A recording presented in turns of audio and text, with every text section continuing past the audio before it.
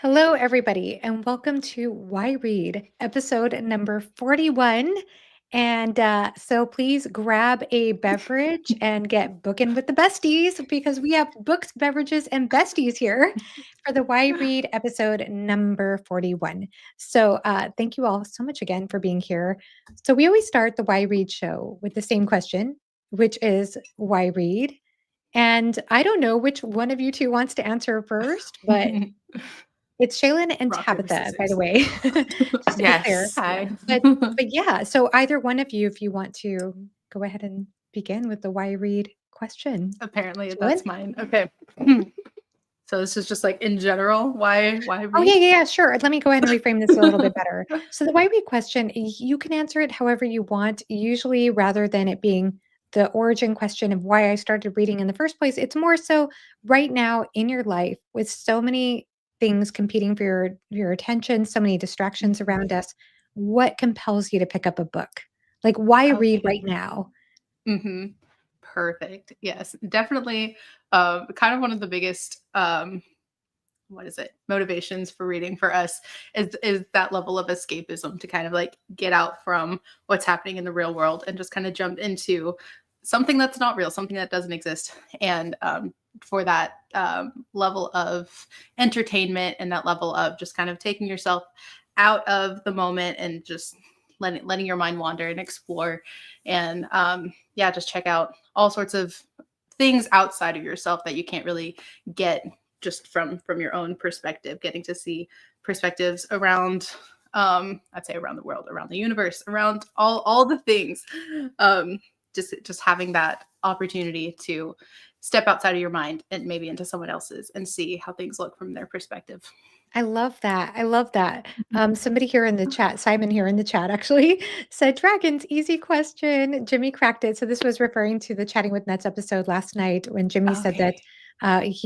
the first time he ever had Philip Chase on his channel, that Philip gave this long monologue about why read fantasy. He And Jimmy would. said, I just like dragons. But I Basically.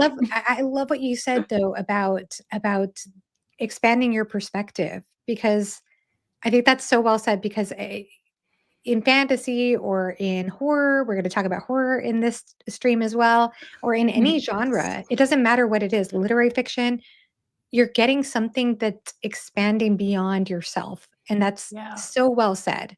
And Mhm. and it also just like in the most in sense of like expanding worlds, expanding characters. I mean, there are just different ways of looking at that particular expansion of perspective. So I just like the way you Mhm. framed that. That was Oh, cool. thank you. Yeah. And so what about you, Tabitha? Why read? That ditto. But Same. also, yeah, the empathy that comes along with that. So, like Mhm. for example, Mm, I just read Witchcraft for Wayward Girls, and that has teen moms, and that's not a demographic that I've usually like had a ton of connection with at Mhm. all. And so it was really cool to see like that new perspective and see from those points of view what life could be like and what life was like towards the end of the 60s, early 70s. So I think that's really mm, cool. And then seeing what's important to authors, Mm. because each author puts a little bit of themselves into their books. So seeing that is really, really neat because you can see more about the world, more about people. Mhm. Even in, and arguably, especially in fantasy, you can see that just because they have no limits to what they can write in a safe, contained environment. So I Mhm. think that's super neat. Yeah. I love that. I love that. Especially because I think you're right. For one, the authors do put it themselves into their works. And at the same time, I also love what you were saying about, so it's Wayward Girls. That's the name of the book that you're talking about.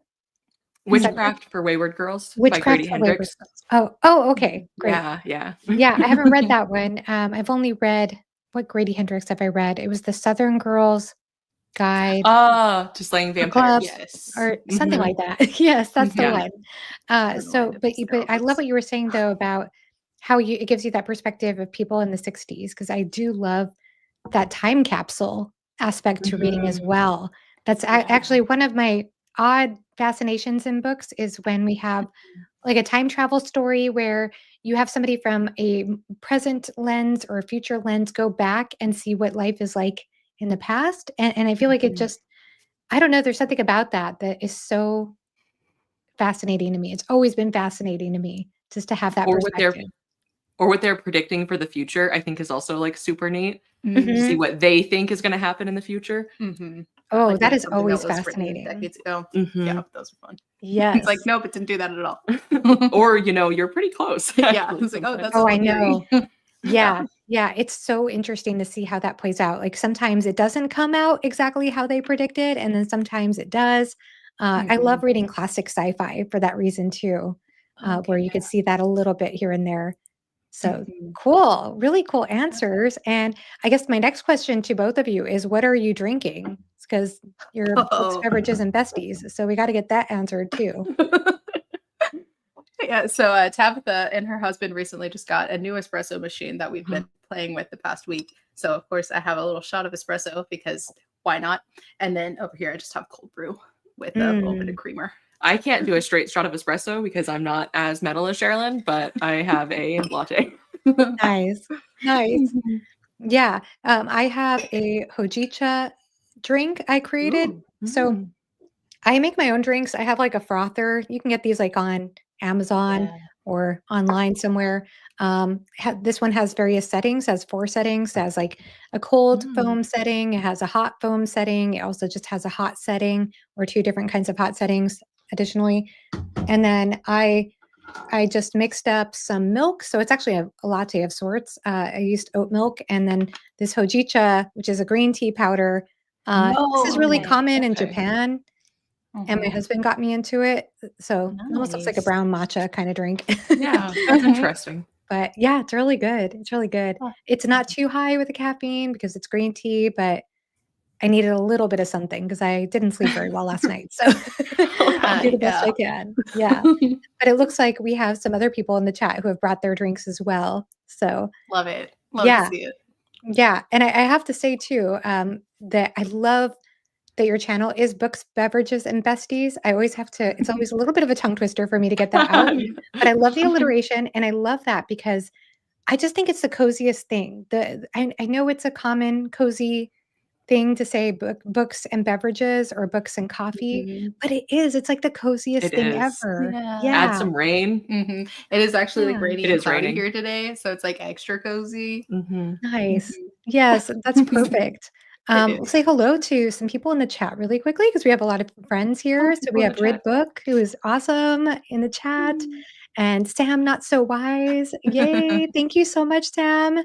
Great to see you here. Jenny Wirtz, author Jenny Wirtz is Oh, here. hi.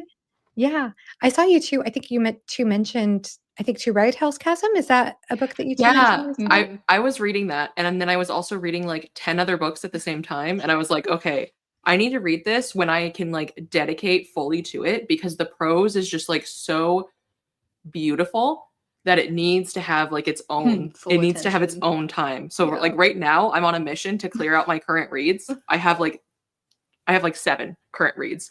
So I'm trying to clear those out, and 7 then current that reads. is Wow. yeah, it's Yeah. ridiculous. Yeah. What about you, Sherlyn? Are you also between, like, several books at the same time? She's worse. I She's Yeah, I do this thing where no matter how long the book is, I get maybe, like, 2/3 through, and then I'm like, "You know what? Time for a new book." or 85%. Yeah, I will get so close to the end or so close to, like, the big something, and I'll be like, this is a good time to put the book down and come back to it later. I genuinely don't understand. Like, I've done it with a number of books, and so right now I was reading Something Wicked This Way Comes, Mm, and the book itself, I have it, mhm.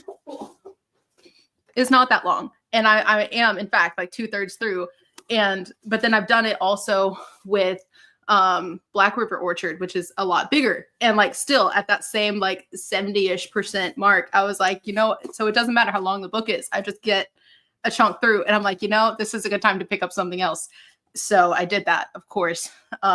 So That is I funny. also just have a lot of books ongoing, and I can't help it because there's so many books we always want to be reading Mhm. all at once that I'll just like I get so excited for the next read that I'll just start it before I finished whatever I'm on, and it just snowballs. Wow, that's impressive. Yeah. I've tried really hard with multiple books at once, and sometimes I can manage 2 or 3, sometimes, most of the time, I'm just like a one book at a time kind of gal. Mhm. Sometimes I'll get away with just like one physical book and one audio book, Mhm. Yeah. but yeah, I admire that skill. I admire that skill quite a bit. So Yeah, that's pretty a neat. year ago, like before we started this, and when we were still like getting to know each other and each other's reading styles, like Tabitha would be reading multiple books at once, and I thought that was just crazy. I was like, "There's no way, it couldn't be me. Who even are you?" And now I'll be reading like five or six. I'll just be in the midst of a whole bunch, and I'm like, I do not know how I do it. I have a theory behind it too. And not so much with that, but I have had that issue before too, where I'm getting to like the last quarter and I just suddenly want to slow down. I'm like, what's wrong with me? Yeah, Mhm. it's weird. Why aren't you just blazing through this? I don't know what that's Mhm. about, but it does make me think a lot about how many friends I have in this corner of booktube who have like 20 plus ongoing series at the same time. You all in the chat, you know who you are. I think everybody's kind of guilty of this. Uh-huh. And part of it could be that the series is unfinished, but I also have this theory that we fantasy readers don't want it to end. There's a part of us that Mhm. Mhm. are just and maybe it's just I don't even wanna make it just fantasy specific, but I think it could be fantasy specific because we spend so much time in that world. But I do Mhm. think there's something about slowing down because there's just this sadness about letting go of the world, I and feel the that, yeah. long journey that you've been on with these characters. I don't know, it's a theory I have, but I'm not totally sure. There is usually like a big pit of depression when you finish a long series, so that Yeah, checks out. yeah, I can That's see that right, for the book sure. hangover that happens afterwards. Yeah. Yeah.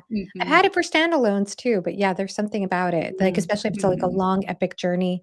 Like, even with the standalone, like, well, I consider it a standalone, it's really part of a series, but Lonesome Dove, was one that I read last year and, by McMurtry, and that book totally gave me a book hangover. I was wow, what an incredible epic Western story that was. It just makes you wanna just pause for a while, and then it's like, "Well, I need to get on to something new," but there's something that makes sense about, like, I'm gonna start something new already, and then I'm kind of Mhm. already in the zone with that. Like Does that that make sense? insurance book. True. Yeah. And by the way, yes, so thank you so Oh, yeah. much for this comment here.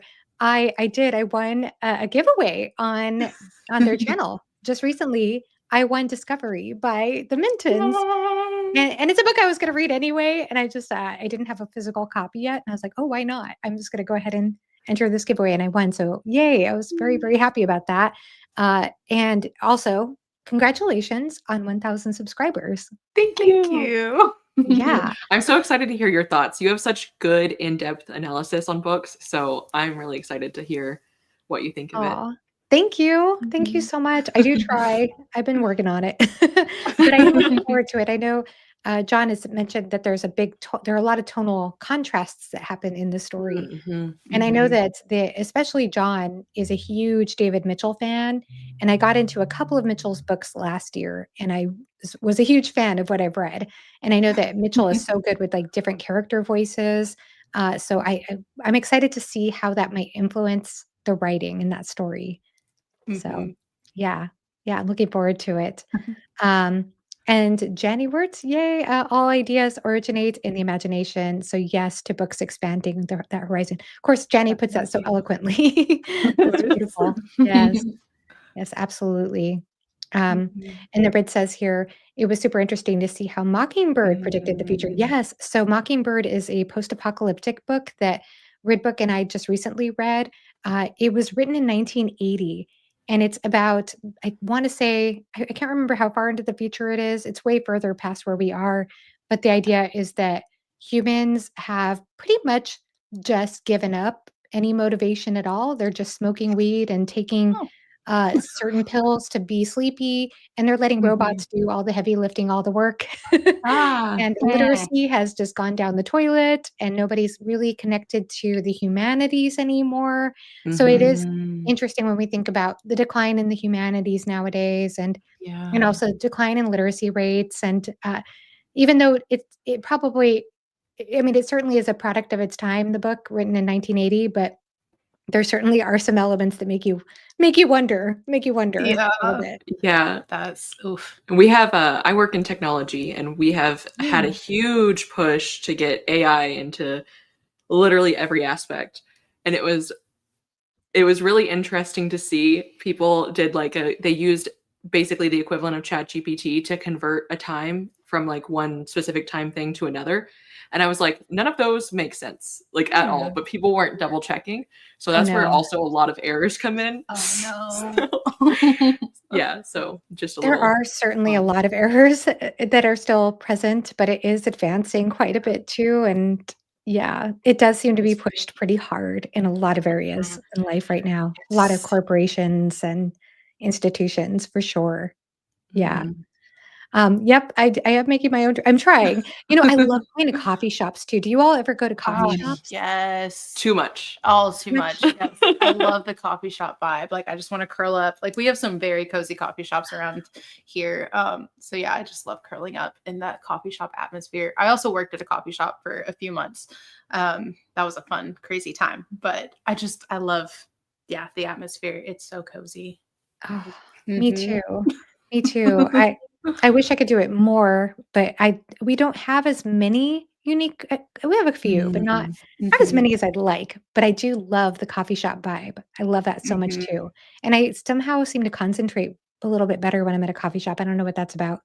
Yeah, it's Mm. in the air. It I just it can't. puts you in the zone. Oh. I can't at all. It's just so noisy. It's just like the same, like we're hybrid, so we have to go to the office a couple days, but we get to work at home the other days. Mhm. And anytime in the office, I just give up hope. I just chat. I just talk to It's people. like here we are. Yeah, Yeah. because it's so noisy and Yeah. distracting, Mm. especially in a coffee shop too. Mhm. It does So help if I have like noise canceling earbuds in. Yeah, I usually yeah. do that too. There's Yeah. something about it, like, especially if you have, like, noise canceling headphones, then it can kinda be Mhm. almost like a white noise in the background, and for some reason, my mind just focuses with that. I don't know what that Yeah. means about me, but yeah, that's interesting though, because I know a lot of, writers I know you both we should probably talk about that too. You 2 are dipping your toes in writing too, is that correct? Mhm.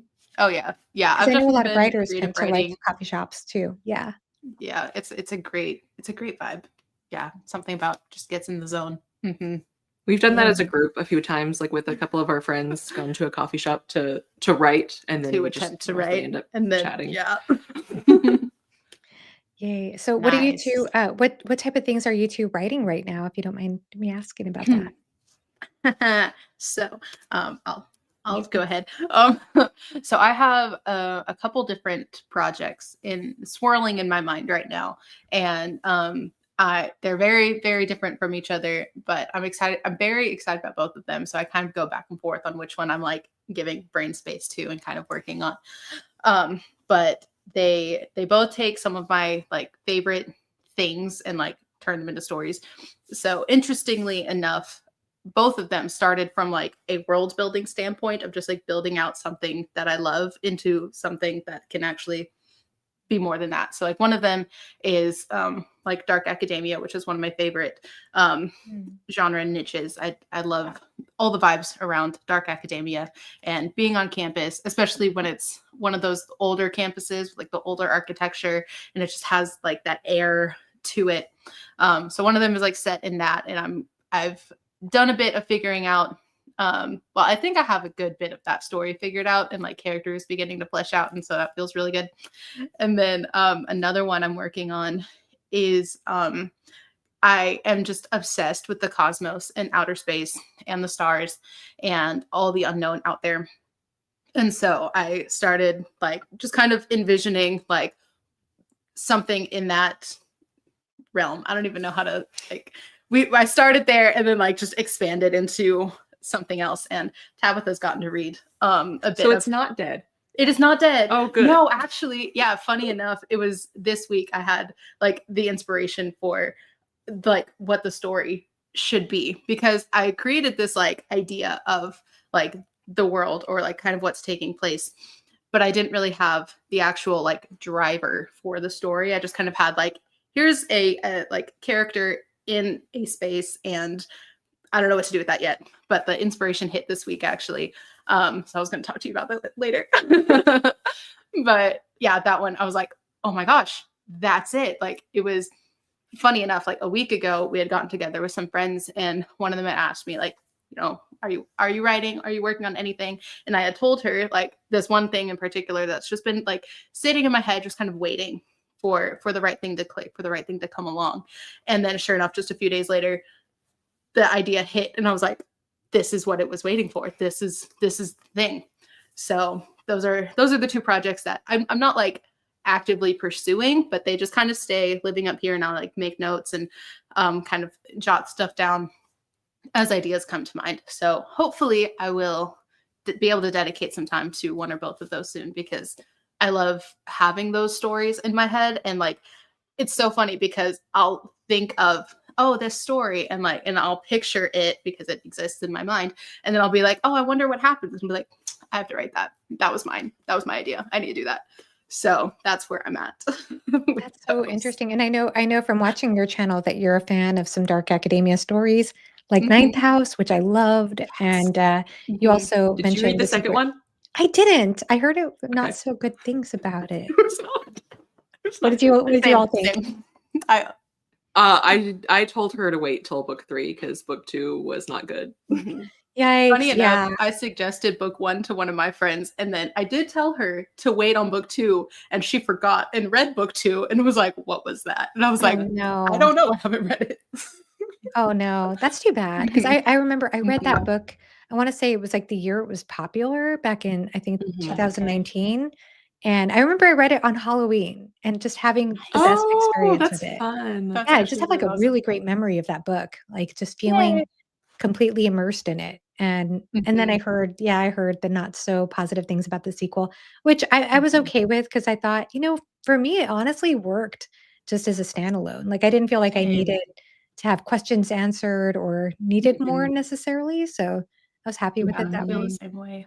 Yeah. And I haven't read The Secret History yet, but I've also heard you mention that as well. Oh, So, it's so good. It's so wow. lovely. Oh my gosh. Mhm. That was the first book that I read with like a different style of prose that was like just so deep and rich and lovely. And so that on top of like the story and the experience of the book, I was like, this is just beautiful. Like I hadn't really read anything like that, at least not for a while. So it was really great to And read. and she's an author where every word matters. I Mhm. was reading a book on writing at the time that was talking about that, and so I was reading both of those at the same time, and I was like, well, let's test if Donna Tartt passes the test. And so like I read a few sentences, and I was like, could you cross out this word? Nope, it's important. This one, nope. Like every single word that she chooses matters, and that's why it takes Mm. her like 5 years to write a book. But she is so intentional. Mhm. Wow. Yeah, Yeah, and that's it how I shows. feel about Jenny Wirtz's writing. Like I could tell Mhm. Mhm. that every single word had so much thought and intention put into it. Yeah. And I'm glad, by the way, here that Sam is with me about loving David Mitchell. Have either of you read David Mitchell yet? Like any I Mhm. I have one of his books, Cloud Cloud Atlas. Atlas? I have the same copy Oh, that you have, gotcha. but I haven't read it Yes, yet. yes. Yeah. Because I read The Bone Clocks last year, and then which I loved. Now, The Bone Clocks is interesting because I wouldn't say I don't recommend it necessarily to somebody who's, like, really into plot per se, because there's a plot, like all books most books have plots, but it's not the most like, the rising action at the end, like, the way things came together, I was like, that was a little subpar for me. I didn't feel totally satisfied with how it wrapped up Mm. in general, but the characters were just Mm. phenomenal. Like it was the only book last year that made me both laugh out loud several times and cry. Like I had to put the book down because I was crying.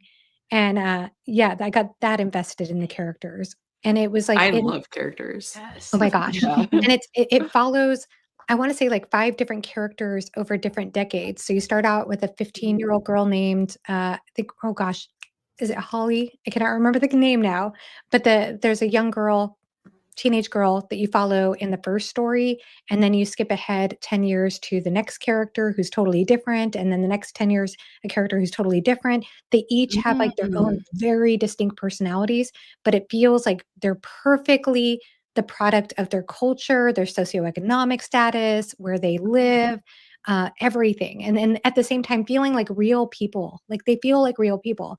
And, Mhm. I love that. there was another book I read, called Slade House after that, and it's a haunted manor story. I almost wanna say start with that one. It does have Easter eggs for the bone clocks, but it's shorter and it does the same thing. It's like 5 different stories over decades, but his character voice is so good. It just blew my mind how good he was with that. And I know John, from Talking Story mentioned Cloud Atlas being his favorite book of all time. So I haven't gotten to Whoa, that yet, okay. but yeah, looking forward to seeing what that's about. I just Mhm. bought Electric Forest. I got the Mates cover. Oh my goodness, how'd you find Yeah, that? I went on eBay. Oh my goodness. Nice job. I Yeah, can't wait and to it's like see in it. excellent condition too, so I'm like super excited. How much Nice. do you It was you don't have 40. to tell me. So Go ahead, it what? was 40. Oh, wow. Yeah. Well, I hope you like it. If you don't, I'll just buy it. Maybe I'll buy it from you. No, seriously, I really hope you like it That because I cover is just it's oh, it's stunning. so And good. everything you said about it, it Yes. sounds so good. I thought so I read it with, kind of buddy read it, sort of buddy read it almost with a friend of mine who has a sci-fi channel here on BookTube, Mm. Secret Sauce of Storycraft, one of my favorite science fiction channels. Everybody should go check out Whitney's channel. But, we and I she and I had just become friends at the time, and both of us got to that ending, and we were like, "What?" Like, it would just we both had a double take moment. But it's the ending's really cool, but at the same time, I have to say, even without that, just Tanith Lee's prose is so Mm. unusual. It is so different than Interesting. anything I've read before. So I read that book by her, which is a science fiction book, and then I read another book that's a fantasy book, and that fantasy book it's much older. It's Tales of a Flat Earth. The characters are very flat, by the way, but the atmosphere, the descriptions, her use of metaphor is still there's still something very signature about the way she writes. It never feels Mm. contrived. It always feels like she's coming from some authentic place, but some, like, natural I don't know how to explain it, just almost like this genius place in her writing that Mhm. I can't, Mm. like, that can't be mimicked, and that can't be I don't know, it just seems to come so naturally. So I would be so curious to hear your thoughts about Electric Forest. I hope you like it. I hope you like I it. haven't done a ton of sci-fi, especially not classic sci-fi, so Mhm. very Yeah. excited. Oh, And it's that sounds another one of fun. those because I think it was, like, late '70s or something, so it is futuristic, but it's also the Fun. futuristic where it's like, "Okay, well, clearly they didn't see what was coming in the next couple of decades," but it's Yeah. still fun. It's still really cool Mhm. how she realizes that world. Have you read the Xenogenesis trilogy?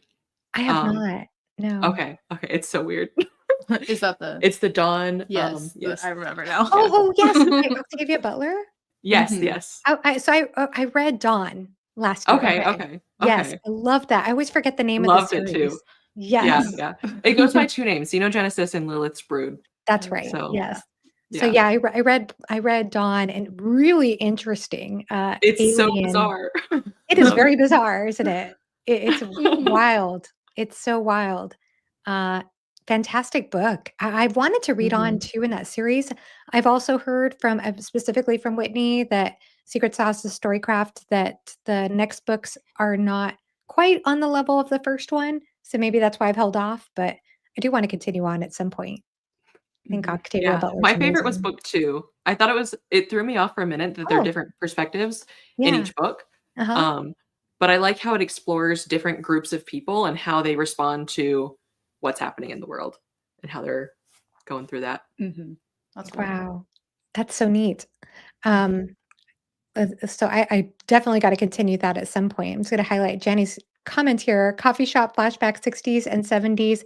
They were evening establishments with folk music, live and Oh. eats and drinks. Many musicians got their start there. Today's are sterile by comparison. Yeah, that Aw, sounds like an Yeah. awesome time. I want that. it does. It does. That sounds amazing. Mhm. Um, V says, I remember coffee shops being more of a night Huh. place back around when I Mm. graduated high school. I definitely spent a lot of nights at coffee shops when I was younger too. That's Mhm. cool. Yeah, I definitely did in college, like, after classes, and that was a place to, like, hang out, do homework, do whatever. Ooh. Yeah, that's cool. So, Dark Academia, did you Mm. read Vellum by Hal Duncan? I've never heard of Note it. Vellum. Note it. No, but I will put it down right now. I I guess would I need love to as to. well. Yeah. I'm I'm always not looking for more Dark Academia recommendations. I have not read a lot of dark academia, to be honest, but I did love Vita Nostra. Have you ever heard of that one? That rings a bell. Vita Nostra? Uh-huh. Yeah, that one I would highly recommend. Oh, let's Mm. see. It's by I'm probably gonna butcher the names, but Yeah. just look it up, Vita Like, I don't know how to Nostra. say that. It's Yes. really 2 good. words. Mm. It's Yeah, so that good. looks It I is would love to read weird more. too. It gets Ooh, we love weird. very We do love weird. bizarre. It gets very bizarre, but it's Oh The my gosh, very please buzzword. give it to atmospheric. us. It has the awesome academic setting, interesting Mhm. characters. It's very psychological. It's almost like a psychological horror. Ooh. Oh, So I love that. Oh, Yes. okay. Okay. Sold. I Yeah. yeah, definitely check it out. Highly recommend it. Mhm. Waiting for 10th house. That's funny. Hilarious. That is funny. Yeah, there's something about dark academia when it comes to the vibes, when it comes to the atmosphere. I love that too. Yes. Yes. I love that. That whole just yes, the atmosphere very, very much. Yeah. Mhm. Mhm. David Mitchell is top tier. Yes, Shadia. Very cool. I do need to get to more Mitchell. Uh, let's see. Yeah, and then Matt here says, I really liked Mitchell's Jacob to Zoe. I've heard that's really good too. I just need to get to more Mitchell in general, I guess, but I do need to go ahead and get further. Um, yeah, I'm hopeful I will love Cloud Atlas. I'm gonna get to that next year. I already have a buddy read plan for that, so I'm pretty excited. Oh, Nice. nice. Yeah. Let's see. I have a Ooh. really neat book club edition of Electric Forest. Oh my gosh, yes. I've been wanting to get to Lee. I need to get to more Janet Lee too. Just such a interesting writer. I'm just in awe of her prose. And I actually recommended Electric Forest specifically to a friend here on BookTube, Nico's Book Reviews, who Mhm. Okay. doesn't really read a lot of science fiction, but I knew that he was a bit of a prose snob.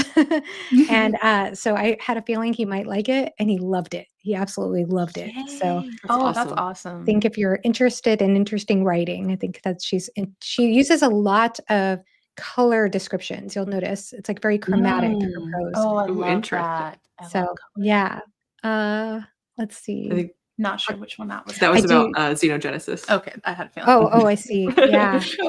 Yeah. Yeah. Octavia Butler was not afraid of pushing some boundaries for sure. She Love was that. not, and that's Oh. Mhm. awesome. She definitely seems to tackle, especially I would say in that book, Blood, Dawn. Sorry, Dawn. Definitely, and I've heard this is common in a lot of her books. Definitely, the theme of consent is approached Yeah, quite a bit. Yeah, yeah. Mm. yeah. The only other one I've read by Octavia Butler is Kindred, and I love Kindred. Mm. High I need recommend to for get to me. that one. High Awesome. recommend for me. Yeah, I need to Okay. reread it. It's incredible. Mhm. So Jenny Wirtz asked if I've read Drinking Sapphire Wine. I have not. Mm. Sadly, A I've fun only read title. Right? Yeah. 2.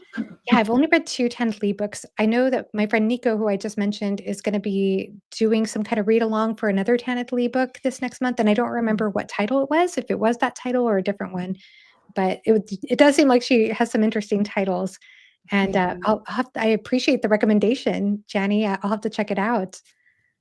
So, yeah, and then she also has a lot of short stories too. Mm. Very prolific. I Oh, think she was a very awesome. prolific author. I've also heard of Silver Medal Lover. Pretty cool. Wow, we have some I Tanith Lee love these fans in the titles. chat. How exciting. Yeah. Maybe a little too much romance and not as much science fiction for my taste, but I'm so glad I read it. Science. Yeah, she definitely seemed to blend a lot of things. Like she wasn't afraid to blend in a lot of romantic elements. She what else could I say about her? I did read or I did actually I watched a lecture about her and somebody from Dr. Gregory Sadler, he's a philosophy professor who has a YouTube channel and he does some fantasy discussions on his channel. And he said that Tandidly did not feel the need to make a distinction between young adult literature and adult literature. She Mm. just Hmm. blurred the lines like crazy and didn't feel like she needed to cater to one audience or another. She could just yeah, Mhm. she was Just experimental. She just Just followed her stories. voice. Yeah. That's that's awesome. awesome. Yeah, I think Respect. it Yeah. yes, exactly. Mhm. Exactly. Mm. That Oh, would make wow. like really good academic writing because like a lot of what was required reading in school was like it had those more mature and adult themes and stories. So, but like you're still teenagers reading it, so to have that kind of variety in a book would make like a really interesting discussion. Mhm. That's a really good point. I like that too. I have a question about that actually, but before I do, I realized I never got to Tabitha to your writing journey. So tell us about your writing Oh. Oh, that's journey. right. Yeah, 'cause we answered Yeah. Shannon's, but Mhm. I was really fascinated by a couple of things. I was fascinated by um a book, How to Read Like a Professor, has a chapter on vampires and how yes, and how vampires don't necessarily have to be like blood drinking to be vampires if they are an older established. Oh, is that Fever Dream? Yes. I want that book so bad. I That's a just that's a finished hard it one to this find too. morning and it's so Is it good. good? Yes, I loved it. Sorry, I didn't mean to interrupt. Go on No, about you're that. good. You're good. And so I have like a vampire-ish thing that you wouldn't really identify as a vampire, but it is like underground. Um, and then I was also really fascinated by the trolley. Mhm. Yeah. What is that That called? conundrum, or Yes, yeah, yes. of like which one would you choose? Yes. Yes. And so I've got those kind of blended um into something right now. And I'm also like, for some reason, anytime I'm starting a writing project right now, the last like several that I've started, I don't know why they have all been in mines and they've all been in like the winter, but So I you just need yearn to for the write it mines. in the mines and in the winter. So like those elements combined Interesting. are what I have. I like it. And then also there's rebellion. May or may not be rebellion. But definitely like an institutional setting. I'm giving you no details and some details. And so many, all these pieces. I love it. Yeah, No, I love it's that. those combined, and the hard part for me is I know logically a first draft is going to be a first draft, Mhm. and it's not going to be good, and you can refine things, but for some reason Instantly. I just get very, very, very in my head. Mhm. So that's been the biggest barrier between me writing this out and doing it because I have like enough ideas and enough that like if I need to pull some out, they can be pulled out and things to build up. But yeah, it's the clickety clacketing that is the It's like hardest part. actually do the thing. Yes. Mhm. So I would have the same struggle if I were a fiction writer. I do a lot of journaling, and I wonder Mhm. if writing by hand would be helpful because I noticed I that. thought about that actually. Yeah, Mhm. yeah. Especially like what I do is I like when I'm journaling or when I'm writing my own handwritten reviews, I write them in pen, and sometimes I Mhm. still edit. Sometimes I have like the what is it, the corrective tape, and Mm. go over things Okay, yeah. Mhm. a few times. But I try not to. I try to just let myself kind of vomit on paper, so to speak, Mhm. and I because otherwise I paralyze myself too much. I would have the same Yeah. exact issue. Yeah. But I Mhm. do wonder if that would free you a little bit, just at least the first time around. And nowadays Yeah. I mean, we have apps where you could put your phone over your handwriting, and if it can read your handwriting, it can Oh, That's that's true. cool. turn it Just into text for you. yeah. So, I think Mhm. even if I just like did a short story, just like did something to Just completion, work it out. I think that would Mhm. yeah, help just yeah, because I need to see that I can like do something with it. Mhm. yes. But I think that's Mhm. really fascinating about the vampire part and the trolley thing. So can you explain the Mhm. trolley concept again? Yeah, so basically the trolley problem, that's what it's called, the trolley Uh-huh. problem. Yeah. Trolley problem. It's if you're like in a trolley and you have a lever and you're going in the direction of like one person like strapped to the tracks, or you've got five people. Which do you pull the lever? Do you switch? Which one do you choose? And then you can add more details to that. So like what if that one person is a doctor and those five people are Criminals. criminals? Yeah. Sure. Like you can level up that trolley problem as much as you need to. I think Mhm. it's really a fascinating problem. I Yeah. Yeah, love the that one. problem. It's funny that you Mhm. say that because I probably would have thought of Dawn automatically when you said that even if we hadn't talked about it right beforehand, because I feel Yeah, like yeah. Dawn does that. The character of Lilith Mhm, is put between a rock and a hard place, so to speak. And it's like Mhm. you might think you know what you would do, but do you really when you think through what her choices are? Like it's Mhm. difficult. Like, she gives you I love it because when I was talking about this to my friends, she was saying, like, Octavia Butler gives you a problem, but doesn't exactly tell you how to solve it, and I love when writers do You that. get it. that is Yes. the best. That is Yes. peak. Mhm. Yes. Yes, absolutely. Oh, I love that. That is so cool. And I noticed that you read a lot of books about writing on your that you've mentioned on your channel, and I love that because I myself, I'm not like I said, I'm not a writer of fiction, but I am fascinated by books by writing. I've only read it like John Gardner's, writing on fiction book, I think is what it's called, and Ursula K. Le Guin's Steering the Craft. So I'm not well read when it comes to Mhm. these books, but I've enjoyed those 2 quite a bit, and Yeah. I love learning about the craft just because as a reader, I love to figure out part of the fun for me is, to figure out how I got so psychologically affected, how I got Yeah. my mind blown or Mhm. manipulated, whatever it is. So, are there any that are your favorites right now that you would recommend? I actually just finished one that Janny recommended in a live with Nerd Level Rising, and that was Techniques of the Selling Writer. It's very dense. I will not lie to you, that is a very, very dense book. It took me months to finally finish it, but that one's very good. Um, and then I think my favorite, oh, Stephen King's On Writing is also incredible. It's like Mm, part memoir too, so Oh, that's cool. yeah. that's really fascinating. Mhm. Um, and then Would the how to read like a professor? Does that count as a writing it's not book? really, it's That's more a of a reading reading book. Never mind. It's yeah, it's definitely more about literary analysis, which I thought Okay. was like, because I wanted to level up my literary analysis skills. Right now I'm like 100, almost, I'm probably like 80% emotionally driven when it comes to books. So I want to There's like nothing wrong with that at all. increase that Yeah. other part. But yeah, Mhm. that's a good one as well. Mhm. Thank you. Yeah. Every time you bring those up, I'm like, "Oh, that sounds so interesting." So, They I was are. curious about it. Yeah. Yeah. Yeah. Oh, so I guess you had asked your viewers to drop these milk Nope. emojis, so now I We know sure where We did. that's didn't coming from. Nope. we did not ask for that. Nope. But But yeah, so hello, we are part Preacher. of the Book Street Boys group Mm. of Preacher is one of them. Jake at Nerd Level Rising, Zachary Shea. There's a group of booktubers. We've become the Book Street Boys, and so we have a Discord. So that's a joke that is a reference to a book. It's a whole thing. A book we haven't even read. Well, Tabitha tried to read, and then it wasn't. Anyway, that's a love when they do this to us. Love you guys. Y'all are the best. Interesting. Yes. Interesting. I need to join your Discord. I feel so guilty that I haven't. I co-own a Discord, and I'm the worst about even keeping up in the fireside. Discord's I do hard. try. It can be a lot. It can Yeah. be It is very a lot. overwhelming. It is a lot. There's a lot that Yes. happens in Discord culture these days. Hmm. There are some Yeah. fantastic ones. Rid Books, who is here in the chat, she has also a fantastic, wonderful community Discord that I adore. That I wish every time I look in there, I'm like, I just want to hang out with these people.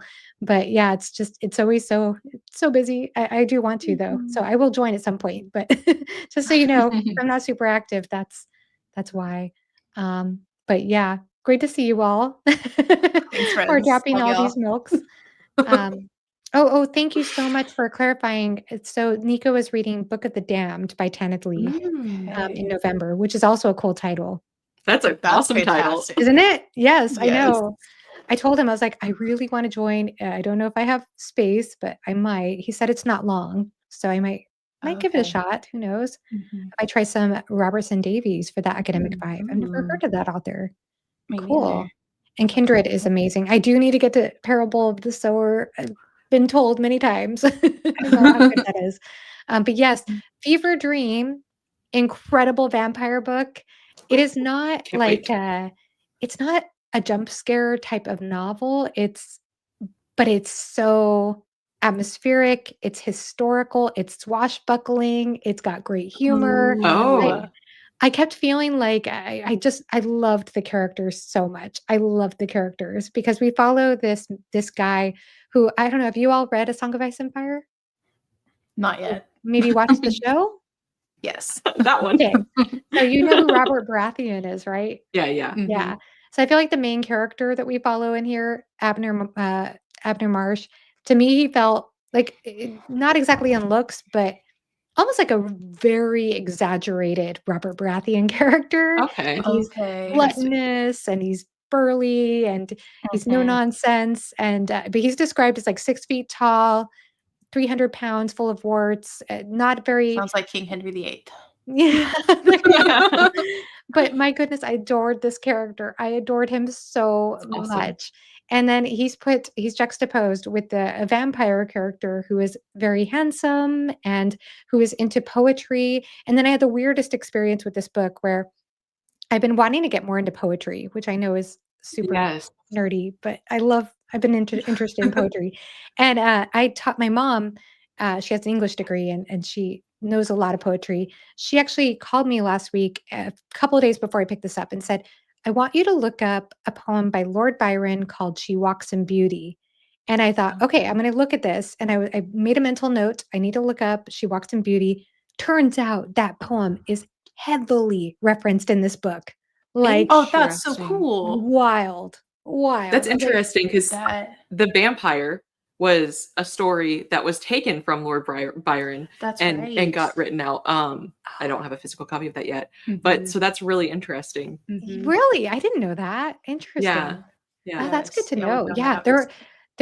there were actually a couple of Byron poems that were mentioned in here, and then a Shelley one as well. But Mhm. yeah, So it's very it's got all the historical touches. It's set in the southern U.S. in 1857, I think is when it starts. okay. But oh my gosh, I highly recommend if that sounds interesting to you. I loved it. I could not Oh, put it it sounds down. very interesting. Yeah, Yeah. that sounds great. Great standalone. It's Mhm. only 390 pages, which is not terribly Okay. long either. Yeah, that's not bad. There's like So, a very specific cover I want of that one. And I keep looking on Pango for it, and Mhm. it hasn't shown up yet. So I will get it one day. yeah, cool. Cool. Well, Mhm. man, I'm just so excited about the Tanita Lee. I was just like, oh wow, I can't wait to hear about that. I was Awesome. gonna ask you all too, still getting a lot of Tanita Lee stuff here, which is pretty cool. But I was gonna ask Mhm. you all too, because I know, especially Shaylin, I think you were talking about Sherlyn, sorry. Am I saying No, that you're name good. right? Sherilyn. Yeah. Sherilyn. Mhm. Okay, I'm so sorry if I'm No, mispronouncing you're your good. name. So I wanted to ask you though, because I know that you've been bringing up Empire of Vampire quite a bit. I think you both have Mhm. read it. Is that Yeah, Yes. yeah? yeah. Yeah, And so she read so, it first a couple oh, times. Have you read it? I've read that one twice. Yeah. Yes. oh Yes, and then she wow. finally got me to Okay. read it, and then, yeah, getting ready for I need to read book 2 still, and then, of course, book 3 coming out next month. Yeah. So I have not read it, but I was Okay. curious about it because I think you said it was really a good recommendation for fantasy readers. Is it fantasy or is it just like Mm. more historical horror? What would you say? It's Fantasy? definitely fantasy, horror, like It's also very edgy. So yeah, it's leaning toward, I don't know if is it leaning toward grimdark, but it's very atmospheric. It has that gothic yeah. romantic, Mhm. um, atmosphere to it, and, yeah, just Jay Kristoff's writing in general is very edgy. Um, so it's there's a lot of, like I think like the characters do get a bit brash with their speech and what they're doing.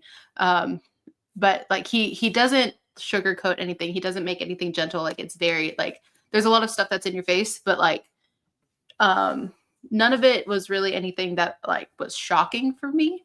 Um it's very much like I don't know, because I've read his Nevernight series before, so I already knew what his Mhm. writing style was like and what he does with his characters and his stories. And like, he doesn't hold back is really a good way of putting it. He's very unapologetic. So there's yes, and there's a lot of blood and violence. So keep that in mind. But I don't yeah, think you if should be apologetic, honestly. mhm. I have heard that before. I think one person on BookTube was saying that it gave him like these nostalgic hot topic kind of vibes from high Oh, school or Yes, 100%. yes, something. 100%. very But I'm like, if much. you're gonna go there, just lean into it. Why not? Oh, You Yeah, he know? he does. does. He leans Yeah, Yeah. he all does the not way. hold back. It's Yeah. fantastic. The biggest Mhm, reason I've seen people bounce off of it is the prose.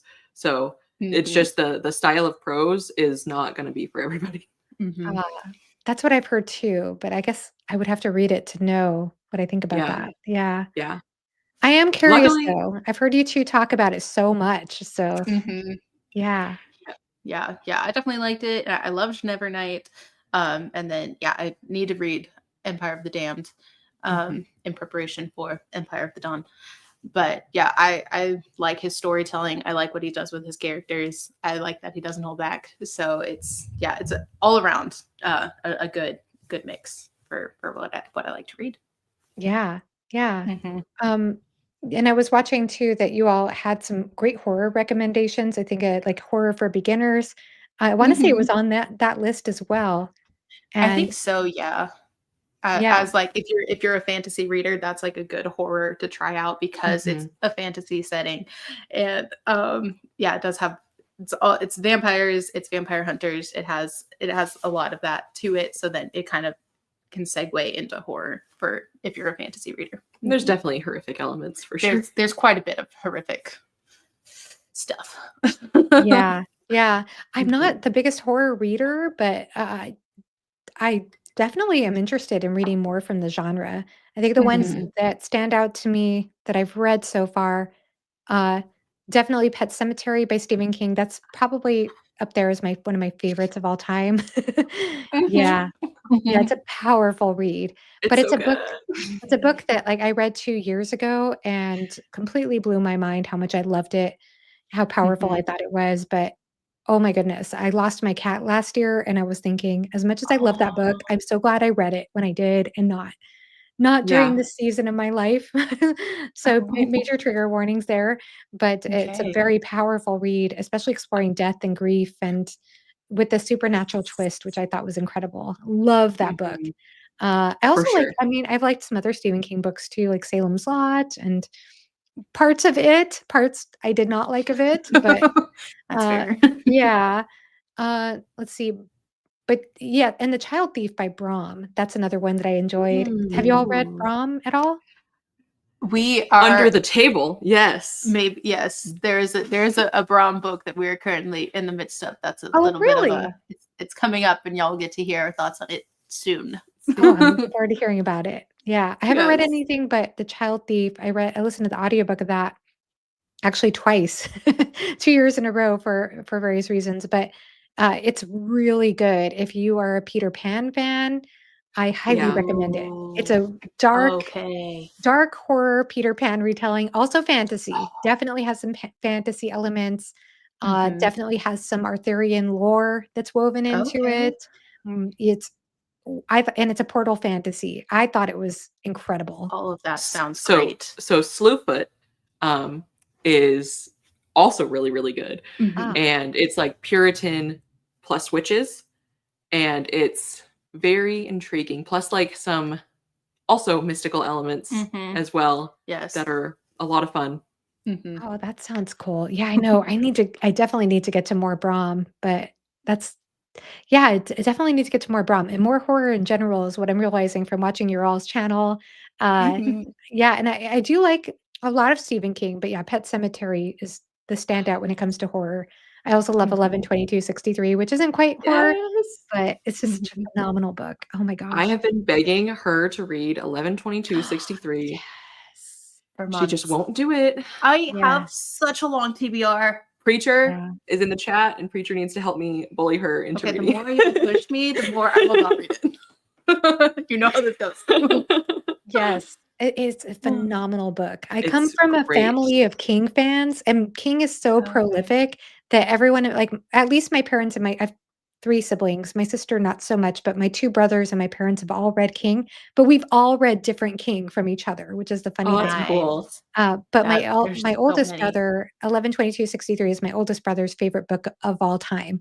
So It's I read it because of fantastic. Okay. him, and I loved it. He does so King one of the things that I love the most that King does, and King for me is a very hit and miss author, I should go ahead and say. Like, some of his books Mhm. work for me and some of them just do not. But one thing that I do love that he does is the way that he's able to like, that time capsule thing, and he does it in Mhm. 11/22/63. He is able to take characters from different time periods and make them feel believable to me. Like, I feel like this 100%. character felt authentic to this time period. He does it in the Mhm. Dark Tower series, he does it in that book. I feel like there's probably other examples, but oh my gosh, so well done. So His well done. characters are unbelievably realistic. He prioritizes realism over like anything, and so sometimes people will get in there and they'll be like, "Why are these characters this way?" And it's, "Have you met people?" Yeah, yeah. No, I don't think this is a hot take, ADHD reader. So, I mean, I do love King, like, the King that I love, I really love. But like I said, he's a hit or miss author for me. So, like, the last Mhm. King book I read was The Talisman, and that tanked for me. Mm. Absolutely Oh did no. not care for that book at all. So I mean, I can understand not and I've actually told people, like, I love the Dark Tower series, but I've told people, I'm like, "Do not" like, a friend who had just read book 2 and wasn't really into it, I'm like, "Don't read on. This is not gonna be for you." So I think it's totally fine if that's not your author. Yeah. Mhm. Yeah, especially with the volume he's written, like, it's yeah, there's a I have there literally an will be entire hits and misses. bookshelf Yeah, of she his has so many books, over there. and that's not even all of them. Yeah, it's like some they can't all be 5-star the best, so, like, it is a toss-up, and there's a whole mix in there. Mhm. Yeah, yeah. It's definitely a mix for me for sure. But I mean, I still I have a lot of respect for the stuff I've loved. What V? Oh, Mhm. okay, sorry. I did respond to V. I'm in the middle of a soft DNF of 11/22/63, and I didn't like Pet Cemetery. Oh my gosh. At this point, I should see myself out. Yeah, I It's mean, True. and okay. that's Bye. No. totally fine. Yeah. Um, so yeah, if you're in the middle of so I do remember, and I'm not trying to convince you, V, especially if you did not care for Pet Cemetery, I would say maybe this isn't the author for you. But I will say that with 11/22/63, I do distinctly remember a point near the halfway point where I thought where I thought it felt like meandering or something. And then I remember it bothered me for a little while, and then I thought about it, and Mm. I thought about what King was doing and where we were going, and then suddenly I Mm. appreciated it, and I didn't then I totally forgave it, but I can also understand that experience too. Yeah. Yeah, go That ahead. 100% happened to me because and I was telling Sherilyn this a while ago. I read Salem's Lot wrong. It was my first Stephen King book, Mhm. and I didn't understand the meandering, and I was reading it less detail oriented. Stephen King has a lot of details, and it's all about like pacing yourself and reading those slowly and getting immersed into the entire world. So I Yes. feel you. It wasn't until Under the Dome where I was like, okay, we're meandering, but it's to build up the world. Yes. It's to build everything up and make it so real and make all of these characters feel real. Mhm. That's an So yeah, epiphany I I'm had with with you. 11/22/63. That's exactly how I felt with 11/22/63. Uh, Mhm. yeah, the same exact thing. Where, like, I think Yeah. he does that very purposefully to get Hmm. you invested in the character, because if you're not invested in the character as a person, then the story doesn't have the same It doesn't. stakes. Nope. Yeah. Yeah, Yeah. and I think I guess it just depends, but it just depends too. Have you all read the Dark Tower series? Not Mm-mm. yet. No? Neither of you? Really? Nope. No. Oh, wow. Wow. I know Preacher is a huge fan of the Dark Tower series. He and I talked Mhm. about The Gunslinger. Yeah, I'm sure you'll get to it at some point, right? Yes. Yeah. Yeah, yeah. They're sitting over Well, there. It is sitting over there, yep. it's out We're there. ready to It's go. wild. It's Mhm. wild. Yeah. I know there's, like, some that people recommend reading first, so that's been, like, my Oh, number one Oh. hesitation is I definitely wanna read The Mhm. Stand first and It. mm, I know It mm, has a lot of impact. I've watched all of the It adaptations, so I'm not as worried about that one, but and I've watched the miniseries of The Stand, but I also watched it a lot as at the same time as, what's the Left Behind series? So, mm. Ah, they kinda they mixed in my overlap. brain in, like, a really weird way. Yeah. Yeah. Yeah, so when I read the Dark Tower series, the Gunslinger was actually the very first King book I ever read, and I was Okay. like, Okay. I it was so I read that because of my other brother. As I said, one of my brothers recommended 11/22/63, favorite of all time. My other brother for Mhm. years and years and years was like, "You need to read the Dark Tower series." And, I took forever, and when I got to it, at the time, I think it was expectation and where I was in my reading life at the time, Mm. I think I was wanting something that was a little bit more of a and expecting something that was more of like a conventional medieval fantasy and not necessarily a Western dystopian type of setting. Yeah. Um and I liked it okay, but I wasn't for some reason, it just didn't quite grip me as much, and it took me a Mhm. couple of years before I got to the 2nd book, and the one nice thing about the Dark Tower series is that you could space those books out like crazy because Oh, King that's will good. give you a summary, a detailed summary at the Oh, beginning of each book of all the plot okay. points the book before. That is So, helpful. Wow, that's it awesome. is wonderful. So, yeah, Mhm. it took me a while, but I yes, I love the Dark Tower series. Now, I had not read it at that point, and I had read 11/22/63, but it had been a while when I got further into the Dark Tower series. I have not read The Stand, But I don't think that all those things, I mean, there certainly are Easter eggs for those things. I don't think that they're necessary for enjoying the Dark Tower series. I mean, that might be a hot take, but I do highly recommend Salem's Lot, specifically before book Mhm. 5, because I just don't think that book is nearly as good or interesting if you don't know about a certain character that you meet in Salem's Lot beforehand. I feel like it has far more impact if you read Salem's Lot. Okay. Yeah. Okay. I'll need to There you reread go. it Yeah. 'cause Oh, we have Re-experience Philip it. Chase. Hey there, Philip. Yay. Thank you so much for Hello. stopping by. And, Mhm. Rid has asked a wonderful question, and I know we have a lot of Stephen King fans here. Mm. What's a good place to start with King? So if I think if anybody you don't wants to read answer that. horror, 11/22/63 is a great spot. That's fair. Or Billy Summers if you like a hitman vibe.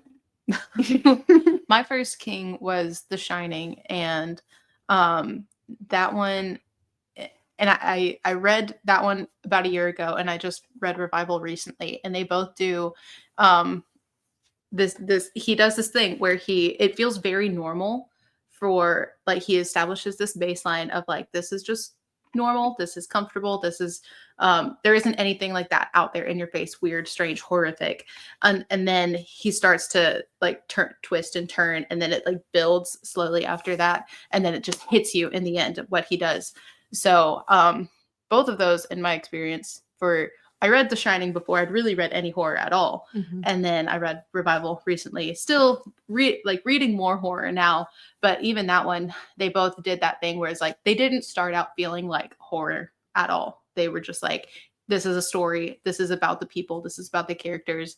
And it really like The Shining is a much shorter timeline. Revival covers this guy's life, but they both are much more heavily about the character journey, and then the horror elements begin to play more and more um, of a role in the story. So um, yeah, I mean, for me, The Shining was actually really great as a first King and really even a first horror novel. And then Revival recently is something that I would recommend as a if you don't read much horror, that one, just because it was so much more about the character's life and journey, and then the horror element started to play into it.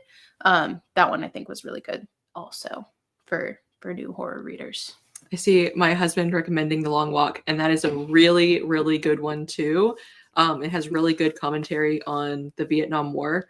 So Oh, it's really? I didn't know yeah, that. Mhm. yeah, Oh, it's an allegory for the Vietnam War, and it's so incredible. Like the dialogue, you hear them and they talk like soldiers. And so and the nope, I'm not gonna get into spoilers. Almost said things, but it's incredible. And movie adaptation just came out. Mhm. So yeah, I heard of that there was an adaptation that came out for that. I still haven't read it, but I did not know that it was an allegory for that, for the Vietnam War. That is it's so it's really good. interesting. That is so Mhm. interesting. So I hope that there seems to be a lot in the chat too. Mhm. Let's see Definitely. if I could scroll around to it. A lot of people talking about the Dark Tower series, which is awesome. Um, Mhm. favorite is Wolves of the Kala. Yeah, that's cool. I'm Salem's seeing Lot for some sure. Green Yes, Mile. 100%. And I would actually recommend if you have read Salem's Lot, maybe do a reread before Wolves of the Kala or try to time your reading right before Wolves of the Kala. 100% agree with that. Picking up Dark Tower 7 again. So excited to finish up the series. Oh, Yes, nice. it's so good. I love the Dark Tower series personally. So it's wild though. It's weird. It's not for everyone because of just how experimental it is and genre bending it is. But Okay. it's Stephen King just going wild. But the characters are really Okay. at the heart of it, and it's so well done. Mhm. Let's see. Yes, Misery. I heard Misery. Read Misery. Started 11/22/63, then Pet Cemetery. I have not read Misery, Mhm. but I saw the movie when I was a kid and loved that. The one with Kathy Mhm. Bates anyway, Mhm. just Mhm. wild. Preacher says here, The Green Mile, Joyland, The Shining, Revival, 11/22/63. Another one about Mhm. Revival, to be honest with you, I had not heard, and maybe I just had and hadn't processed it, but I don't feel like I've heard about Revival till your channel. I feel like your channel, you guys have been talking about that book a lot lately, and I'm like, "Okay, maybe I should try this out sometime." Because Yeah, I think It John was John. recommended it John to us. recommended John it from to us, Talking yeah. Story. Yeah, Oh, no we did kidding. his hangout a few months ago, and in that one he recommended that one to us. So then Tabitha read it pretty quickly after that, and then I read it just recently, and yeah, that was a good one. Yeah. I would also Mhm. wanna add I also wanna add too, if you're into audiobooks, Rid, or anybody, I would highly recommend Pet Sematary on audio. Michael C. Hall is the narrator. That's the guy who plays Dexter in the Dexter series, and he does a phenomenal job narrating that book. Oh, that sounds like it would be good. It's so good. That's Yeah. awesome. I need to make a list because there's, like, a list of things that I like that King does, that I think he does really well. Um, Mhm. but I really like his writing style. It's definitely more on the simple side, and I appreciate that. Yeah. It's the whole point is getting across the story, and I really, really like that. I also Mhm. like flowery writing in some cases, as long as it's purposefully flowery. Mhm, But his, I think, is just it's so simple and just easy to Mhm. read and just so real. Yeah. Yeah, reading his books, it's quick. Like it doesn't like you can get through it like very easily, very quickly because his writing style is so straightforward. So it doesn't even if a book is thick, like it doesn't feel like it takes a lot to get through it. yeah. Yeah, I agree with it. I feel like he does have I actually think his writing style isn't so I hear varying things about it. I know some people look down on his writing style sometimes. I've heard some Mhm. people Mhm. say that kind of be a little bit critical of his writing style, but I honestly think he's pretty good with his writing style. I yeah, I Yeah. Yeah. understand. I I am somebody who does not I don't necessarily think that something straightforward is necessarily bad by any Exactly. means. Not Yeah. yeah, Uh, that's how I like it. yeah, yeah, so, no, I think it's very purposeful. I think his character voice is good, his character dynamics are excellent. He brings a small town to life like no other 100%. author. Mhm. He makes small In towns a feel way character. in a way that's, like, simultaneously nostalgic, but also he's critical of it. So it's, Mhm. like, really it's a really cool blend. Yeah. Yes, yes. Yeah, I love that critique too, like what you said, because that's something that I appreciate about any time travel story really that goes and looks at the past in a non-romanticized way. And I did Yes. appreciate Mhm. that about 11/22/63 because I do think there's a tendency for us, especially as it goes back into the 1950s. There has been a tendency, I think, in America to romanticize the 50s based on the Definitely. economy at the time when there was really just so many horrible things at the time too. So just, like, be able to Mhm. show the good and the bad Mhm. alongside that, really important in my opinion. So I think he does that Definitely. really well. I read it first and then started reading all his books in publication order. Wow. That's a Ooh, that's Wow. lot. awesome. That's a lot. There are That some people who is are committed to that journey, reading all his that's books. awesome for you. Wow. Yeah. Mhm. Um I gotta bounce, but y'all are awesome. Yay. And also thanks for recommending Claire and the Sunjuana. Yes, Oh, I yeah.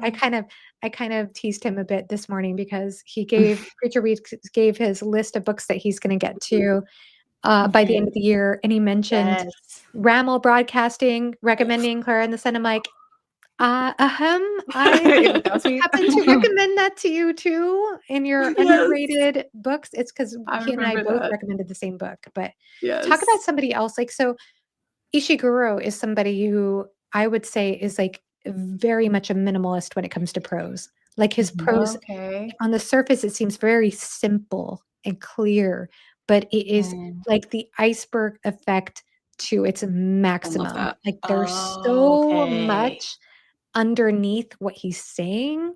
Yeah. There's Mhm. so much subtlety into how he leads you into the Ooh. story and just gives you just Mhm. enough, and, oh, he's, like, one of my favorite writers right now. So, I do oh, I love Clara and the Sun, gem of a novel. that. Yeah, Yes. just have to say it. And The Green Mhm. Mile, I keep hearing great things about that, I've not read it. Mhm. Yeah, need to read that one. Mhm. Yeah. Hearts, in Atlantis, I know that's something that, that's something Preacher actually has been talking about too. That's Okay. funny. Yeah, yeah. Didn't know about that. I have not heard of that one. There's so Yeah, many. It's over there. yeah. Yeah, it's one of those. Sorry, I'm gonna be scrolling around in the chat. No, I No, get you're good. it. Mhm. My husband And was it's making fun of me when we did our live for Yeah. not getting to all the comments in time, and I was like, It's impossible. "There's so many. What do I do?" I won't be able to. Yeah, I never do. I apologize about it, but I do appreciate everybody's comments tremendously.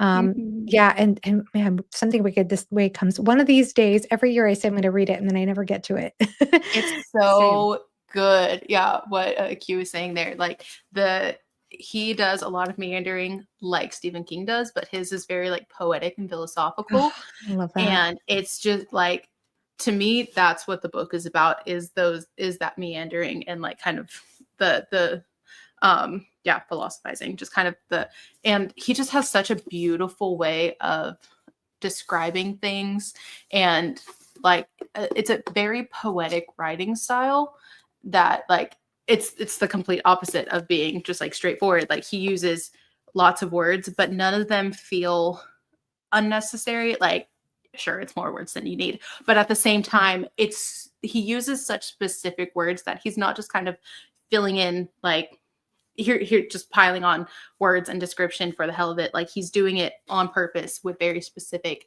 words that just hit so well, that like he's describing what the train looks like bringing the circus into town, and it's just the whole description of it is so specific, and he uses a lot of like metaphor and analogies and like literary techniques. Something he uses a lot of like specific ways of describing things, and rather than just using adjective after adjective, he uses like imagery and movement to describe his whole story and to tell his whole story.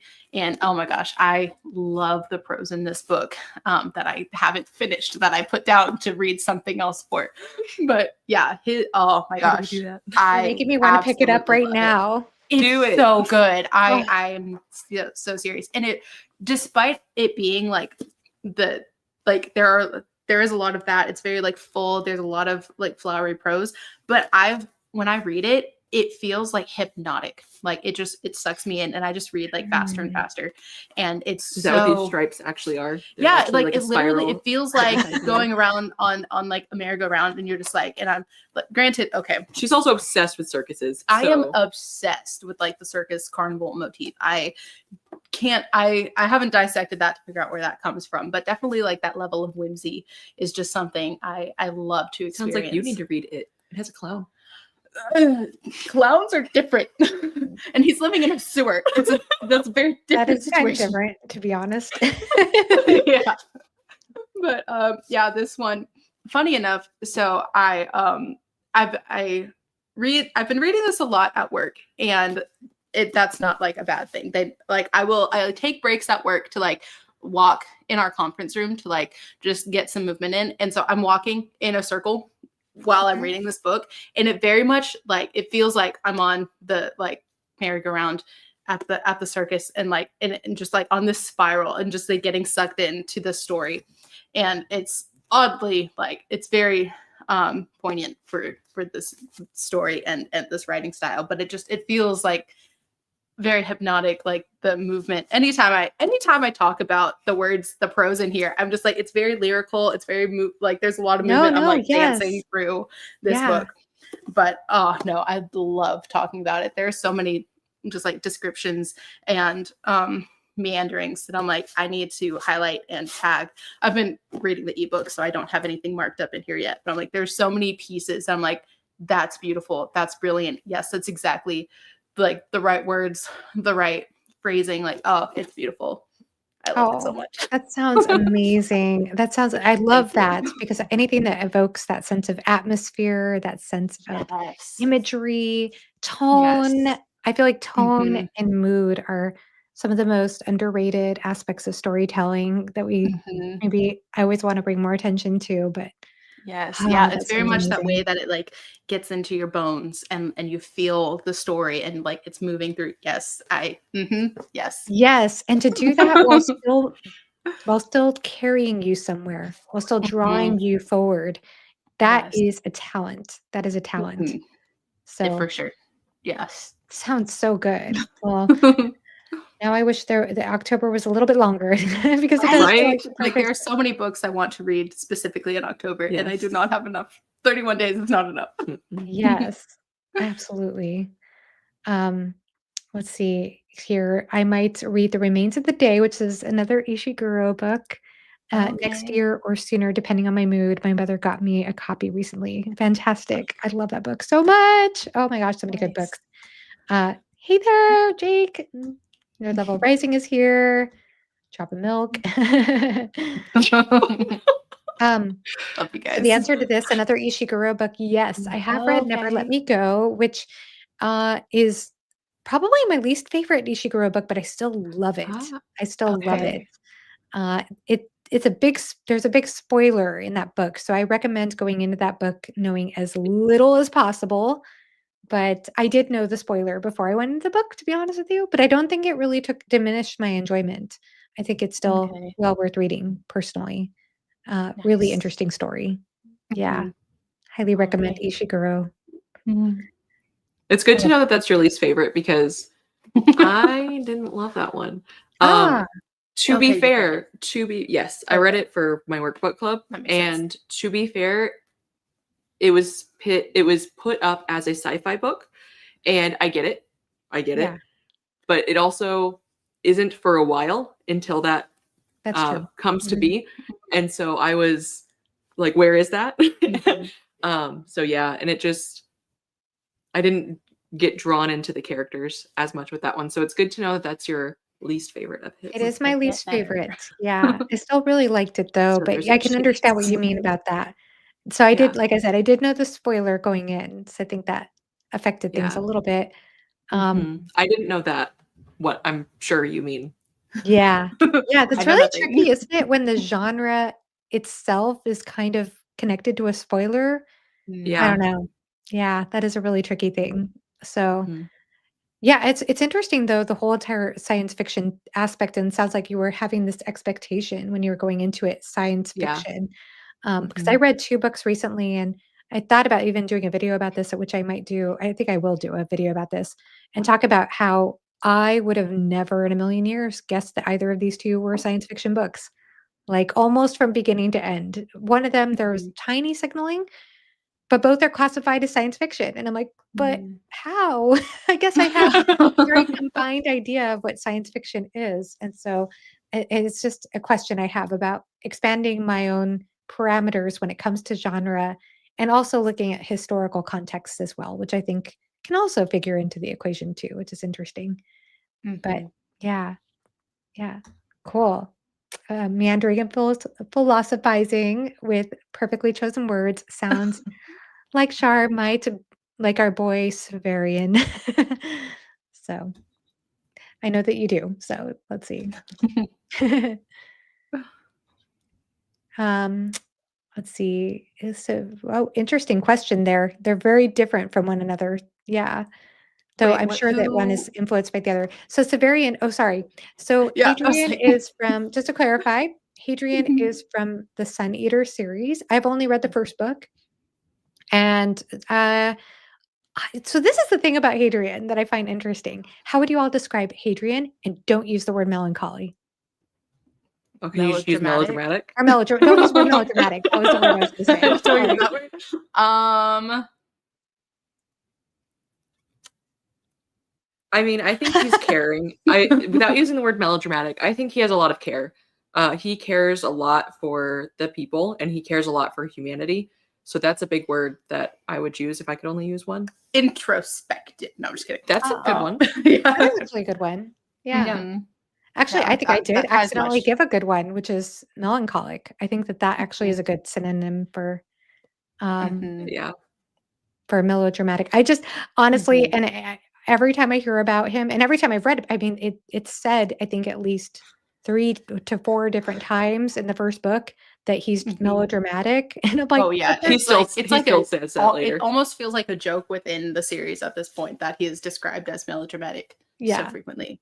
Yes. Yeah, I'm like, there has to be another word for melodramatic. There has to be. There has to be another way to describe this character. But Yes. yeah, so Hadrian is the main character in the Sun Eater series, which is told in first Mhm. person narration from a character named Hadrian Marlowe. and what you know at the very beginning is that he's responsible for destroying a sun or is it a sun or a A planet? sun, A yeah, a sun, star. a star, Mhm, and then and thus killing. wiping out Responsible for lots and lots of deaths. for Yes, quite a bit. genocide. Yeah. Yes. Yep. He's responsible for genocide.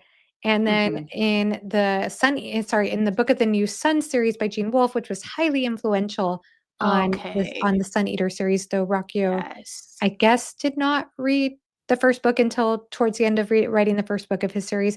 But Book of the New Sun is following a character named Severian, who carries a very large Okay. sword. It's set in the future when the sun is dying, and Oh. he's a torturer. Is what he Mhm. is when you start out in the story. Mhm. Okay. Yeah. Yeah, Okay, but yes, very Book of the New Sun. also, I would say introspective, melancholic character. I wouldn't necessarily call him, melodramatic. I would not use that word for Severian. So, Mhm. I don't know that I find either one necessarily insufferable. I mean, I wasn't totally attached to Hadrian, to be honest, in the first book, but with Mhm. Severian, I found him more intriguing as I've read on in Book of the New Sun, but I'm in book 3. I just finished book 3 with Nerd Level Rising. So, yeah. Nice. So I maybe I'll just take Nerd Level Rising's answer here, which is neither. Yeah, Mhm. yeah. Lots of Bradbury love here too. I have heard Yes. fantastic things about his short stories as well. Mm. So, Yeah, I'm excited to read more of his work after this one. But it definitely his writing style is so much to take in that I think it is it's probably good to take like in doses. Like I don't think I would read another one of his books right away because it is there's just so much to like soak in that it's like okay, I'm gonna let that sit and like read some other things and like let my brain kind of reset and then I would come back to read more of his writing. yeah, that's perfect. So, Mhm. what else are you reading right now? So you're reading something Wicked This Way Comes. How about you Yes. first? Go ahead. What else are you reading right now? Yeah, I'm working on Slewfoot right now, and that one, oh, I I am so excited to talk about that in at a later date and time. We have a specific video around that, so I won't get into that too much here. But that one's been really good. And then I have been reading a lot of Stephen Graham Jones. So I just finished up The Only Good Indians, and that one, oh, it was Oh, so good. I am yes. loving his books. I've read 3 now. I Was a Teenage Slasher first, and then I read Mapping the Interior. Now I've read The Only Good Indians. And I just love his tone and his storytelling, his just portrayals of his characters. I Was a Teenage Slasher has a bit of a whimsical side to it. It's Mapping the Interior and Only Good Indians. Both were a bit more somber, Yeah. but they're just so oh like I feel them so much reading them and Yes. being with those characters. They're just so good. They are horror. They do have a lot of horrific elements. They're somber, they're bittersweet.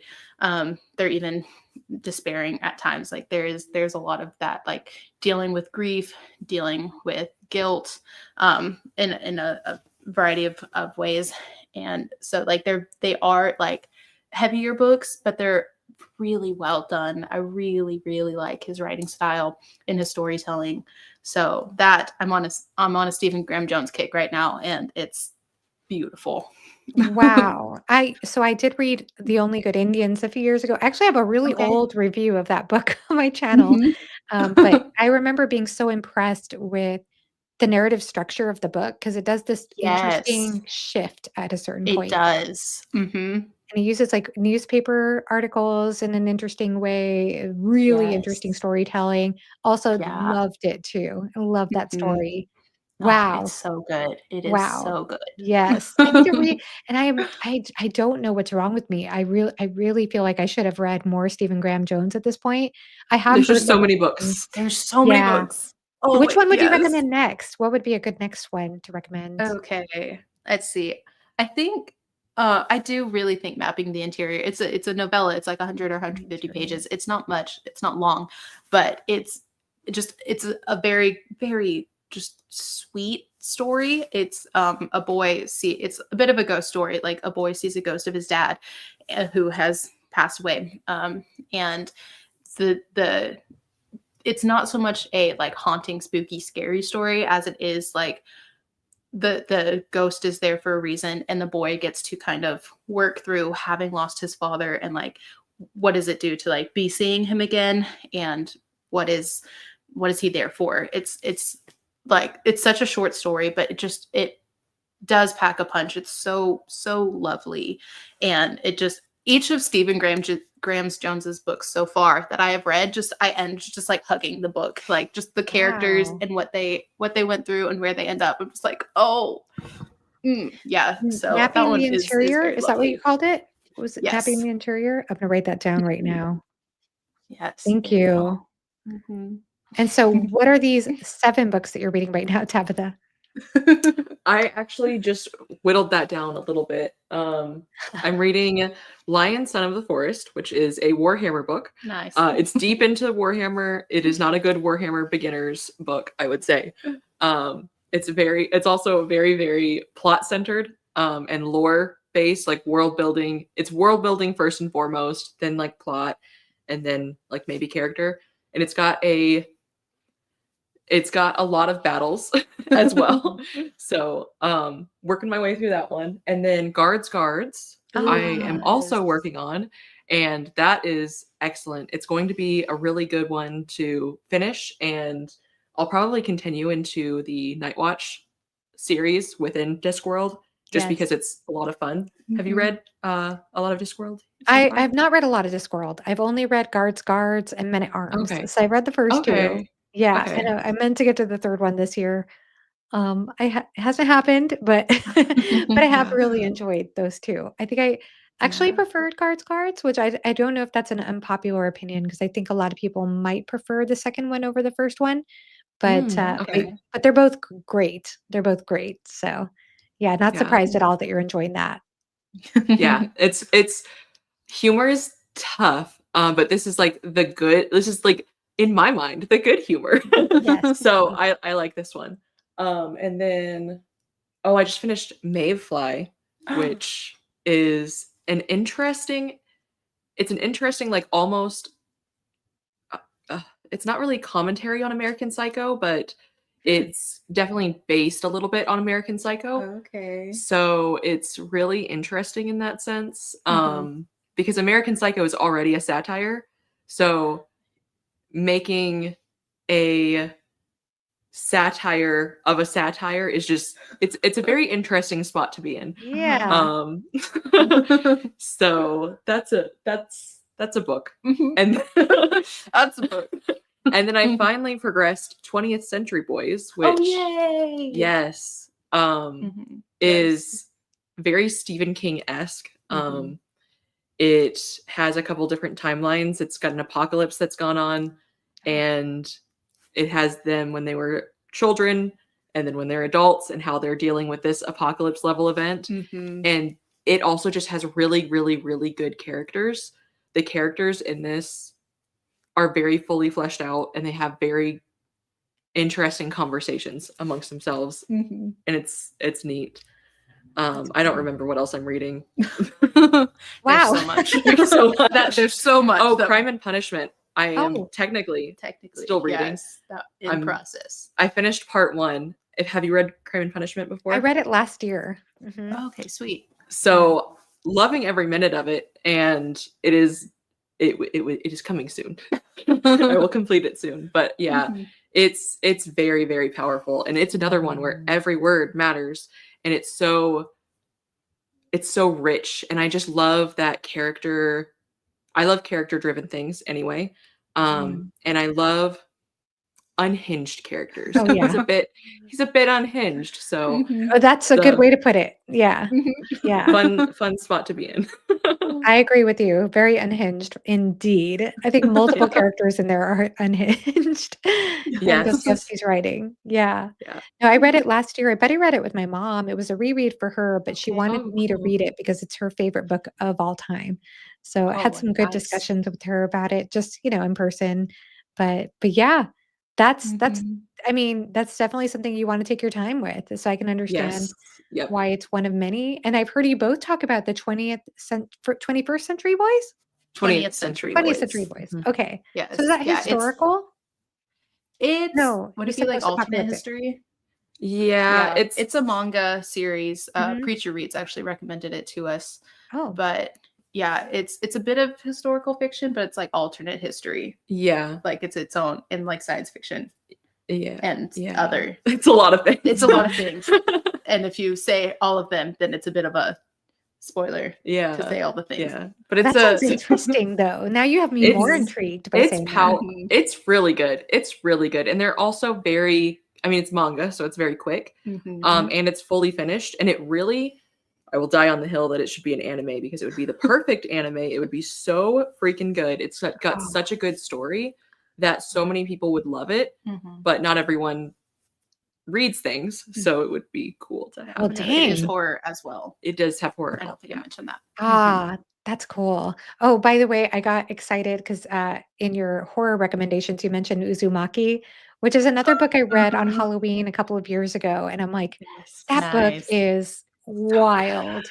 It's so Talk wild. about unhinged and just Is that the spiral one? It is the spiral one that you need Okay. to read. Yeah, that I need to read. so good. Preacher just read that So one too. good. Yeah. Yes, I watched this incredible review a few years ago Mhm. where the person was talking about how he felt like it was maybe a there was a connection to that and Dante's Inferno. And I was like, what? Mm, That makes so Mm. much sense. interesting. That would be, I Oh, don't know if it Yeah. was, if it is or not, but it was such an Uh, interesting theory. But it's a that sounds good. brilliant, I think it's a brilliant book. Like it's a It's brilliant Mhm. manga. phenomenal. Yeah. Phenomenal. I've read a few of his now. That's still my favorite. I have Tomi next. But yeah, Uzumaki is just it's incredible. I need Mhm. to get to that. I need to get to I mean, some other Junji Ito? Sorry, Junji Junji Ito. Ito? Mhm. Gosh, Yeah. can't say Yeah. the name all of a sudden, yes. I need I to mean, get to more on that author. he also has one for Frankenstein, which is a lot of fun Oh, if you know yeah, the I story think I have Frankenstein. heard of that, yeah. I think I Yeah. have heard of Mhm. that. I Um, don't recommend Stitches. That's the only one so far that I didn't love. oh, okay, No. well, good to know about that. Yeah, I Yeah. was excited to see that made it into the list of that. Let's see, I'm gonna go back over some chat stuff, back to the Hadrian Marlowe stuff. Default mode network is how I would describe Hadrian. Interesting, interesting. I found Hadrian's views fascinating because he is so blind to his own society, monarchy, and eugenics are heavy-handed, yes, and idealized, and his questioning depth of them never delves under the skin. Mhm, Mm. mhm, You know, that is interesting. That is interesting that mhm, he's blind to his own society because I wonder if there could be a parallel there in some ways with Severian, even though they are very different characters. Mhm. So, because the way that Severian tells the story, it's an unreliable narrator, and the way that he tells things, I mean, it makes sense that a character is going to tell things in a way that what they're experiencing is normal for them. But you Mhm. could start to question and look under the surface of, well, is that normal? And what is that about? And Yeah, it's really that interesting.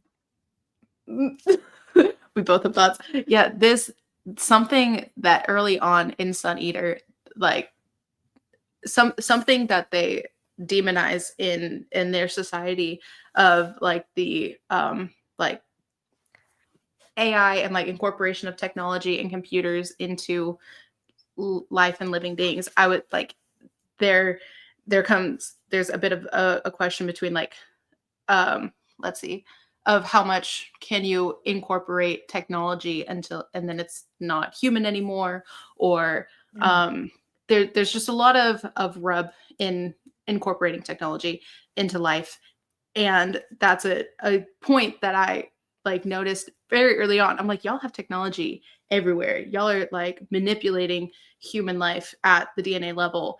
And yet this is where you draw like you have a do not realize what y'all are doing and how closely related things are between what you're doing and what you're demonizing. And so that Yes, yeah, I that's a totally know what question I you're talking had. about. Yeah, Yes, that's a yeah. question I had very, very frequently and early on. I'm like, I but got do that you going but too. I got that going yes, too. Yep. I know yes. exactly what you're talking about. mhm. Yeah. Mhm.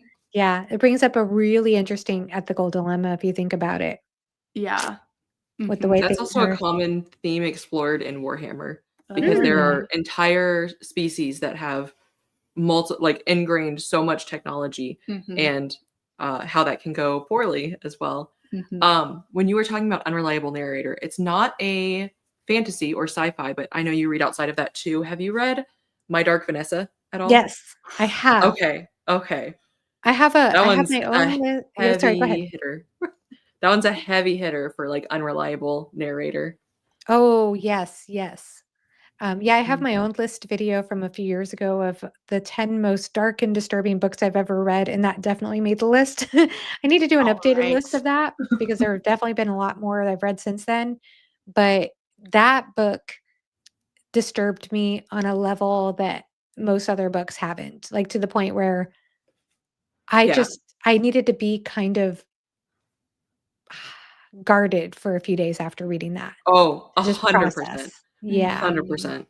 I It takes can't a lot of processing. it Oh. does. It was so Oh, it was so disturbing. It was so Mhm. disturbing. For those of you who don't know, My Dark Vanessa is told from a girl's point of view who was groomed by her teacher when she was young, but she's telling the story as an adult looking back, and this is in the midst of the Me Too movement when people are trying to get her to report about her story, but this is clashing with her concept of looking at these memories as being romantic, Mhm. idealized situations. Like, to her, this was like a Mhm. romantic love affair and not something as manipulative and abusive and horrific as it actually was, and so Yeah. we're going through Mhm. and processing with her what actually happened.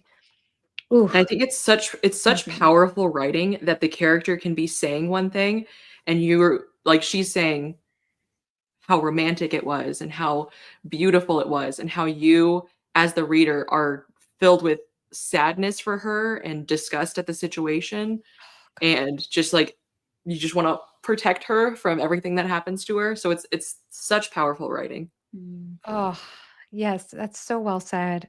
It's so, Mhm. so disturbing, that book, but it's a book that's so disturbing, but I was, like, grateful to have read it and that it Mhm. exists at the same time. Like, it's one of those stories that needs to be told and under a Yeah. perspective, again, going back to your answers to the why read question, like, expanding our Mhm. perspective and also connecting to empathy. Like, it's a perspective that it needs to be looked at. Which is so hard. It's so hard. Mhm. That was a disturbing book, but yeah, that's a good recommendation for something that's really heavy and a good unreliable narrator, uh, way of looking at things for sure. Yeah. Yeah, absolutely. Thank you so much for coming by and saying hi, Francesca. Yay. Mhm. So wonderful. Well, we are at 1:37 now, and so, just wanted to I guess I already said that we would probably go ahead and stop this at the 90-minute mark, so we're a little bit over that, but yeah, I just appreciated what you all were reading. I just wanted to make sure I got through that list. It sounds like we've gotten through most of what you're reading right now. Is there anything else exciting on your channel that you wanna let us know about that's coming up maybe in the near future? Same old, I think. Same old, same old. Anytime this question comes up, we're like, we don't even know what we're doing Yeah, yeah, tomorrow. yeah, No. yeah. Oh, we do have a live with Griffkin Oh, coming up on yes. his Yeah. channel in a week. So that'll Ooh. be exciting. Mhm. Hmm. Oh, But cool. yeah, on our channel, we're just Hanging out. yeah. That's the best thing, though. I love that about you too, because it's so relaxing. It's such great conversation to just hang out with the besties, to grab a Mhm. beverage and just hear about the books that you're reading. It's just such a chill channel. I love that. I love that so much. I So think it's you're a the first channel. person to call us chill. Everyone else just says that they love our chaotic vibe. So Oh, thank you.